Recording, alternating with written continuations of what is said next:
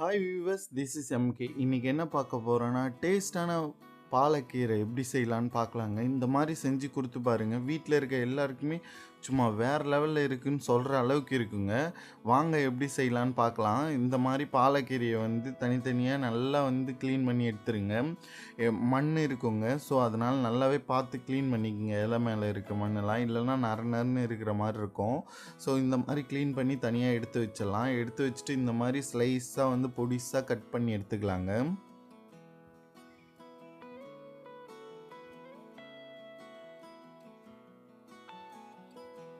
Next இது masala preparation பண்ணிடலாங்க. ஒரு மிக்ஸி ஜாரில் ஒரு பெரிய ஆனியனை கட் பண்ணி சேர்த்துருக்கேன். நெக்ஸ்ட்டு ஒரு 10 பல் பூண்டு சேர்த்துருக்கேங்க.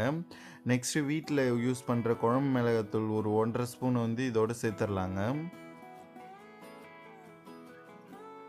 சேர்த்து நல்லா அரைச்சி விட்டுறலாங்க.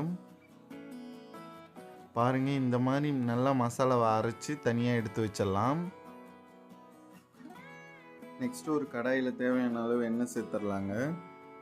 நெக்ஸ்ட்டு கடுகு உளுத்தம்பருப்பு சேர்த்துடலாம். கடுகு உளுத்தம்பருப்பு நல்லா பொரியணுங்க. நெக்ஸ்ட்டு ஒரு 1.5 ஸ்பூன் ஜீரகம் சேர்த்துட்றேங்க. ஜீரகம் நல்லா பொரியட்டும். இந்த மாதிரி நல்லா பொரிஞ்சு வரணுங்க. அப்போ தான் இதோட டேஸ்ட் ரொம்பவே நல்லாயிருக்கும். நெக்ஸ்ட்டு அரைச்சி வச்சுருக்க மசாலாவை இதோடு சேர்த்துடலாங்க.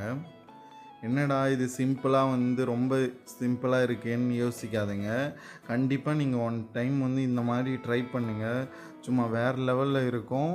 அதோட டேஸ்ட் நீங்கள் சாப்பிட்டு பார்த்துட்டு அதுக்கப்புறம் கண்டிப்பாக கமெண்ட் பண்ணுங்கள். அந்த அளவுக்கு தாங்க இருக்கும். கண்டிப்பாக ட்ரை பண்ணுங்கள். இந்த மாதிரி மசாலா அடி பிடிக்காமல் சிம்மில் வச்சு அப்படியே இந்த மாதிரி எண்ணெய் பிரிகிற அளவுக்கு நல்லா கிளறி விடுங்க.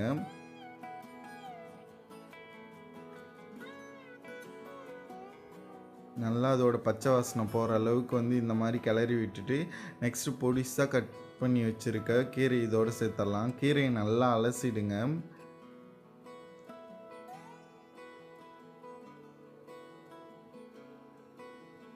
நெக்ஸ்ட்டு தேவையான அளவு சால்ட்டு இந்த ஸ்டேஜில் சேர்த்துடலாம்.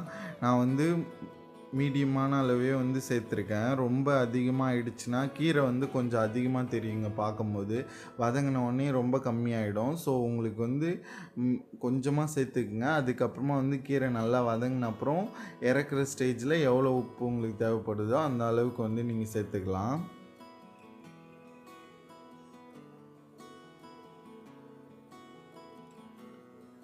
நல்லா இந்த மாதிரி மசாலாவில் பெரட்டி விட்டுடலாம். நல்லா அடி பிடிக்காமல் நல்லா கிளறி விடுங்க. கீரை நல்லா வதங்கட்டும். ஒரு மூடி போட்டு அப்படியே ஒரு 10 மினிட்ஸ் வேக வச்சிடலாங்க.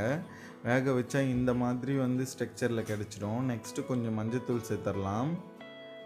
சேர்த்து நல்லா கிளறி விட்டுடலாங்க.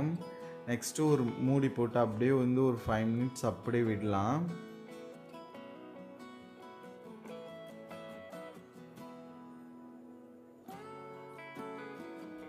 அவ்வளோதாங்க. பாருங்கள் எந்த மாதிரி ஆயிலெலாம் பிரிஞ்சு எந்த மாதிரி ஸ்ட்ரக்சரில் வந்திருக்குன்னு. உண்மையாகவே சொல்கிறேங்க, இதோட டேஸ்ட் சும்மா வேறு லெவலில் இப்படி சிம்பிளாக செய்யும்போதே அவ்வளோ டேஸ்ட்டாக இருந்ததுங்க. அப்படி இருந்தது. சாப்பாடு கூட சாப்பிடும்போது சும்மா வீட்டில் எல்லாருக்குமே ரொம்பவே பிடிச்சிதுங்க.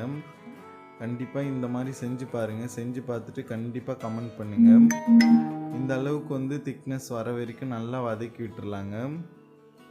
ஆயிலெலாம் நல்லா பிரிஞ்சு வந்துருச்சு பாருங்கள். இந்த ஸ்டேஜில் நம்ம விட்டுட்டு இறக்கி சாதத்தோடு பிசைஞ்சு சாப்பிடும்போது சும்மா அப்படி இருந்ததுங்க. கண்டிப்பாக ட்ரை பண்ணுங்கள். தேங்க்யூ.